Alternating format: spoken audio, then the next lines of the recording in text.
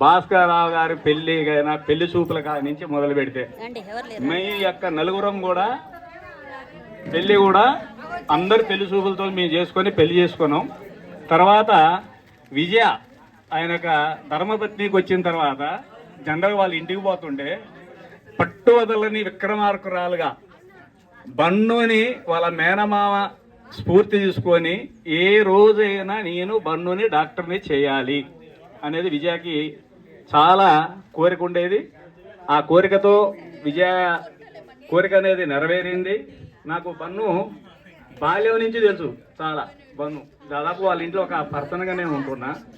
ప్రతిరోజు నాకు భాస్కర్రావు నైటు 10 గంటలకు ఫోన్ చేస్తుంటాడు, ఎలా ఉన్నావు ఏందని. నేను టీచర్గా మనందరికీ తెలుసు, బంధువులకి నేను హైదరాబాద్లో ఉంటున్నా. ప్రతిరోజు ఖచ్చితంగా 10 గంటలకు ఫోన్ చేస్తుంటాడు, ఎలా ఉన్నావు ఏందనేది. అలా మా ఇద్దరికి అటాచ్మెంట్ ఉన్నది. తర్వాత